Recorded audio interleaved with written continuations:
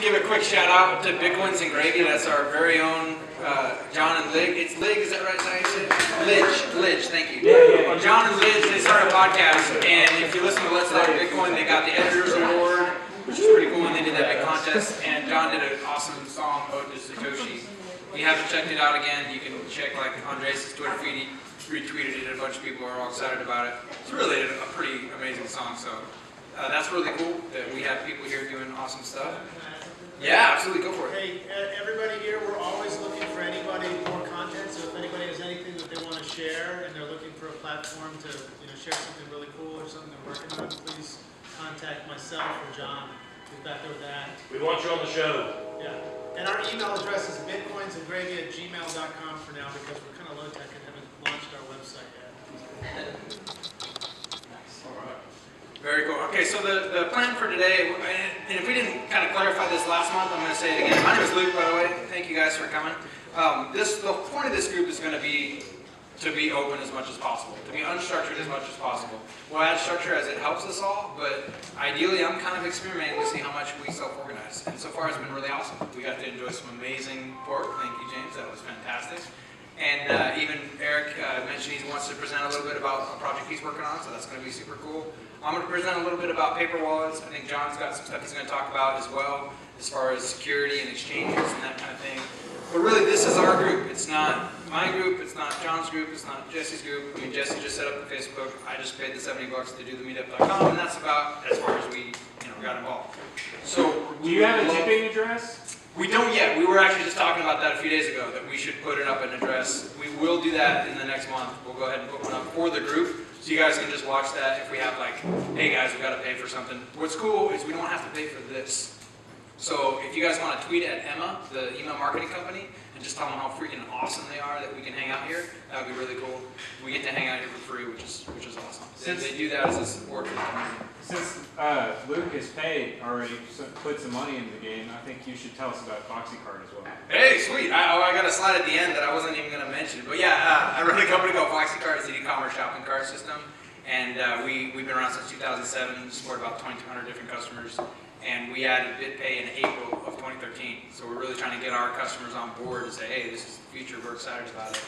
And also, there aren't a lot of solutions that are both. A lot of them are like, only Bitcoin or only traditional. And we're trying to merge the two to say, hey, not a big deal, you can just check a checkbox in the admin, and you can be up and running with Bitcoin as an alternate payment method alongside the normal ones. But thank you for the shout out, Jesse. I'll pay you later. So I'm gonna chat a little bit about paper wallets. I'm definitely not an expert. I've just kind of tinkered with them, and I thought that'd be a cool topic. And then I think, like I said, John's gonna talk. And then really, we want this to be our group, not just my group or John's group or whatever. So if you have a topic you want to share tonight, definitely share it. I think we're officially here till about 9. And so we're gonna, after I'm done speaking, John's done talking. Eric, I think you're up next after that. And then if you want to come in just 5 minutes, 10 minutes, whatever, just share something. Please do that. And then we'll have time left over to just hang out and keep chatting. That was so much fun just hanging out. And so I want to keep doing more of that. So without any further delay, I want to talk a little about paper wallets. How many here know what paper wallets are?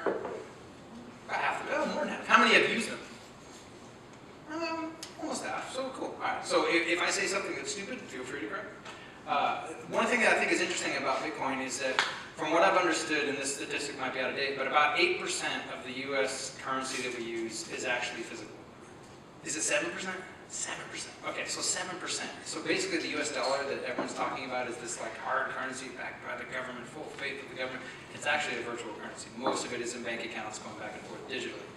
Whereas with Bitcoin, when you talk to people who actually have been involved in Bitcoin and have a lot of Bitcoin, most of it's offline. Most of it's in paper wallets. So it's kind of funny to me that these virtual currencies are more physical than a lot of currencies out there. So who am I? My name is Luke Stokes. And as Jesse mentioned, I work with a company called FoxyCard. You can hit me up on Twitter at Luke Stokes. I first learned about Bitcoin in February of 2013. That's my little quick Bitcoin story. Is I read Creature from Jekyll Island, started learning about central banking, started learning about that whole system, and I wasn't too excited about it. And I figured, hey, wow, this Bitcoin thing seems like an awesome alternative. So I started looking into it, finally got my business partner on board to look into it. We started blogging about it, took a kind of a risk to put our company image out there to say, hey, we think this thing is really cool. And I think it's paid off for us. The community's been really supportive of what we're trying to do to support them. And yeah, so that's kind of my why at the bottom there. So why should we use a paper wallet? Well, mainly, hackers gonna hack. Actually, I just realized I have a whole set of notes. We could probably skip the notes. I'll skip the notes, but I have a whole set of notes. We'll do the best we can. But a lot of hackers, they're gonna go where the money is. And as Bitcoin increases in value, it's gonna be a prime target. So you have to be thinking about that when you're involved in Bitcoin. That presentation, I'm going to make these slides available later and I'll link to them. If you want to be scared out of your mind, that's an excellent presentation to watch. It's about an hour long and it talks about really what the NSA has control over. And it's freaky. Basically, any device connected to the internet, they can own. And I'll just give you some highlights. There's documented evidence where they can go in and as your new computer, a target's new computer is being shipped to them, they will intercept that shipment and embed malware before it even gets to you. So you open up your brand new computer that's already infected. They have hard disk controller attacks, where literally the hard disk controller has already been compromised. They have little USB deals as you plug in and they can read off everything off the USB. I mean, the number of things that they're doing is just mind-boggling. I even read something that talked about they can measure the pulses coming off your screen and repaint pixel by pixel what you're seeing on your screen. Crazy, crazy stuff. They can even measure the sound that your CPU is making and reproduce what it's calculating as far as decrypting their private keys and stuff like that. So super crazy what's out there. So with that said, nothing is completely 100% secure. We have to find the right balance. We have to find something that's practical for us and for most intents and purposes is going to meet our needs. And also with Bitcoin, and you probably know this already, you're your own bank. There's no FDIC. You lose your wallet, your hard drive crashes, and you didn't back up your encrypted wallet.dat, you're done. The money is gone forever. There's no recovery. So that's an important thing to think about when you think about Bitcoin and how you can manage it. So when we talk about cold storage, there's a lot of different ways to do it. Brain wallets, and I'm sorry, is it Rory? Yeah, so just met Rory. Yeah, Rory actually is someone who's done this before. You can memorize a certain series of words or phrases, and that can convert into a private key, and you can actually have no trace of your private address anywhere. Literally just memorize it. So that's a really cool thing. If you want to learn about that, go ahead and Google it or talk to Rory. It's pretty fascinating. Physical bitcoins. I don't know if you've ever heard of Cassius coins. That was kind of a cool idea where they would embed a private key on an actual physical coin and then put over a little sticker on it, and it would be secured, and then they would send money to that public address. Really cool thing about that, well, the funny thing about that is they actually found ways to hack it. You could actually pull off the tamper-proof thing and actually put it back on, make it look all good. And also they got shut down by the government, which is kind of sad. So that's not really an option, but there are other people doing physical bitcoins. There's also physical devices that you can store private keys on. I think it's actually updated, so it's selling the coin without any. Yeah, with no bitcoins on it. I saw that today, yeah. So you can still kind of get collector's items in a sense, Offline savings wallet is an interesting concept where basically you can create your own Bitcoin wallet.dat offline and then send a bunch of stuff to it and save that private key. I'm not going to go into that so much. The easiest one I think is paper wallets, and so we'll talk about that a little bit today. When it comes to Bitcoin, security first is just so important. And this is something that I feel is kind of not talked about enough in the community, so I want to spend a little time on it before we even get to paper wallets. If you're involved in digital currency, it requires education. You have to think about your operating system updates. There are hacks that happen all the time in the Microsoft operating system, the Macintosh operating system. So just making sure that those are auto-updating is really important. Software security updates, Microsoft Silverlight and Flash, and these things have exploits all the time that are found, and they're constantly updating those. So you want to make sure that you're staying up to date on the software you use, that is being updated regularly, or there's going to be a vector of attack on your computer. And if you guys are familiar with things like keyloggers, things like that, once they get into your computer, any level of security you have can be exploited when you're at that right last moment when you go to spend your bitcoins or something, and you're typing in a password. If they can grab that, they can hack you. You want to have up-to-date antivirus software definitions. A lot of people say, oh, I have Norton, or I have this, that, and the other, but they don't actually configure it to update the update, to make sure it's auto-updating all of the security fixes. That's really important as well. Check your software, make sure it's updating regularly, because if you got virus definitions from 2 years ago, you're basically not protected at all. Those have to be updating hourly, minute by minute almost. It's incredible how quickly new exploits are coming out. And then another thing that I encourage people is to use an encrypted disk. And so the Macintosh has that built in. You can use TrueCrypt, which is another software that works on Windows as well. And then a password management software as well, like 1Password or LastPass. So you don't have to like memorize your passwords and use them all over on different websites. This last one is probably the most important point. Once I did this, it like simplified my life like you wouldn't even believe. I mean, I have hundreds and hundreds of passwords that are stored in 1Password. And it's got all these great browser plugins. So you can go to the website, you see the login prompt. I literally just hit command / it just fills it in. I don't even know what that password is. It's this long string that was generated. And that just makes things so much easier, so nice to deal with. So I highly encourage you, if you're not already using a password management software, check out 1Password. They've got iPhone devices, iPad devices, computer devices, and I think LastPass is a free one that does something similar. It backs up to Dropbox. Backs up to Dropbox. The files are all fully encrypted. It's just a really great way to go. This is kind of the security policy for my company, FoxyCard, as well. So it's like if you're going to work on FoxyCard, you have to handle all this stuff because of PCI compliance and things like that. And I think it's just a great framework for how to do things securely with your computer. So just real quick before we dive into it, hopefully most of you, it sounds like, are pretty involved with Bitcoin, so you understand this concept. Public key, you know, your public address is where you're sending your Bitcoins. Private key, that's, you want to guard that with your life. That's the access point to your Bitcoin. When it comes to owning Bitcoins, it took me a little while to figure this out, but you don't actually own coins. What you own is a private key that gives you access to the coins that everyone in the whole world agrees live at this public address. That's kind of how it works. Somebody sends a Bitcoin here or a fraction of Bitcoin, and you're the one that has control to then go send it to someone else if you want to. So that's kind of how Bitcoin ownership works. You have to have access to the private key. So what Paper Wallets is about is a way to do that so that it's not going to be online, it can't be hacked as easily.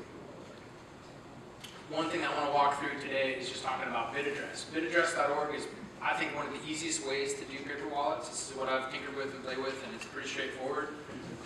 Please don't use those addresses, because you'll probably lose your money. No, I just printed it out as a screenshot, so at your own risk, use that for anything. But this is what it looks like. You can see it's got a single wallet, paper wallet, bulk wallet. We'll talk about a little bit of this as we go on. The basic concept, and I'll just run through this really quickly. At the end, there's a bunch of links as well where you can read this in detail.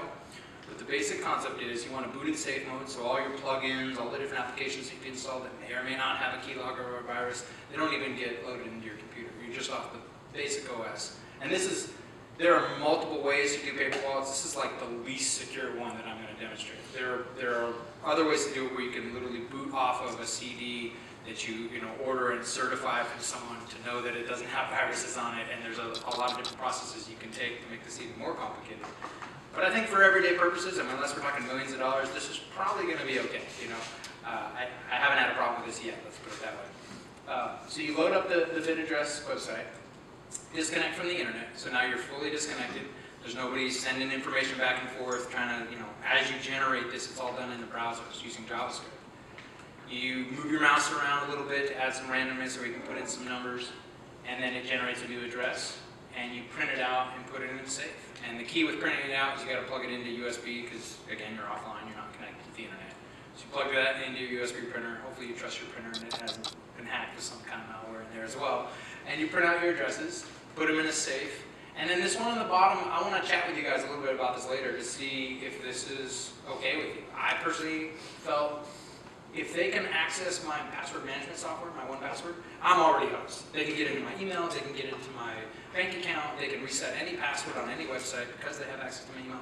So what I actually did to kind of make this process easier for me, not only did I print them out and put them in my safe, but let's say my house burns down or something crazy happens and I can't access my safe. I actually pasted them as a secure note in my password management software, which is encrypted and backed up on Dropbox. So that's just something I chose to do. Again, I don't have a ton of money in there, so it's not like I'm taking a huge risk. But that's just an option I want to throw out there for people who are just kind of exploring this and it looks a little crazy to have this little piece of paper. It's like, oh my gosh, if I spill my beer on it, I just lost all my money. So that's just something I do. And again, I'd love to chat with you guys about that. I mean, that may be a really dumb idea. But, I mean, for me, it's kind of like, again, when you copy and paste something into the computer's buffer, there's, other programs can access that buffer, and there's some risk there. But for me, it was just an easier way to get started understanding paper wallets, using paper wallets, because then I could just copy and paste it in there. when I wanted to access the funds. So my recommendation is to generate a bunch of addresses, generate 10 or so. Go to bitaddress.org, generate a bunch of them, and spread things around, kind of like dollar bills. So you can have like your $1 bill, your $10 bill, and so on. So I have different Bitcoin addresses that just have a little tiny bit in it, some that have a little bit more, some that are like my savings account that have more than that. And the way this is done, the reason why this is helpful is when you import that private key back into a wallet software, most people agree you should basically consider that address burned. I mean, you don't want to use it again because that address is now fully imported into that wallet. And if you go and use it again or somebody else gets access to that, they can then try and import it again, and you might have a double spend situation where somebody's trying to spend out your coins. So just having them broken down into different denominations is helpful, because if you don't trust an exchange, but yeah, you're willing to put $50 on there because you want to do a trade or buy or something, then you can pull out your Bitcoin address that only has $50 on it, and you're cool with that. You don't have to import like $250 or something. Like, I'm not really willing to take that risk. And again, that last point, the concept being this is the private address, and so you're transferring it from the paper when you import it into the software. So you pretty much want to get rid of that piece of paper at that point. I mean, you don't want to use it again. You don't want to send coins to that again. It's pretty much burned at that point. That's the best way to think about it. This is an example. Most of the wallet software today, all the modern ones, support importing your private address. This is just blockchain info. So Coinbase does it as well. Blockchain info does it as well. And you can see here, you can paste in your private key, click add private key, and it'll just, your balance will show up right there in blockchain info. And I did this a while back when I thought I was so smart, and I heard about the government hacked, or the government took down some site. I'm like, oh, Bitcoin's going to crash. I'll sell at 180 because I'm so intelligent. And so I did. I imported a bunch of Bitcoin from my paper wallet to Coinbase, had it there and sold it, and then I saw the price starting coming down. I'm like, yeah, I'm so smart. And then, of course, we all know what happened after that. It skyrocketed. But it was just cool. That was my first experience taking a good amount of Bitcoin and saying, okay, I'm going to import it into Coinbase and sell it. And it worked out really well. The cool feature here, too, is you can actually scan it with a webcam. So if you've got the QR code. Did you say blockchain interest in No, I'm sorry. I said I used Coinbase. This is an example of blockchain info. They both support the same process, though. And like I said, a lot of the wallets do as well. And the scan with webcam is kind of cool. It'll literally turn on your webcam and you can hold up the QR code and it brings it in. So it's pretty cool. Again, this goes back to how much you're going to trust your own computer, though. If somebody's peeking off your camera or whatever, that may not be the most secure process. Even importing to an online exchange may not be the most secure process. A more secure process would be kind of that offline process where you boot off a CD or something like that. You plug in your USB and you run the software. You import the software completely offline, completely on a clean OS install. And then once you have that in there, you can then come off it again, go back online, and Bitcoin can now be transferred to the address that you expect. Another thing I thought was really cool is blockchain info has an add watch only address. So you can actually go ahead and put in an address here so you can kind of keep track of your paper wallets and make sure you didn't somehow get hacked or something like that, and just kind of keep track of how much money you have there.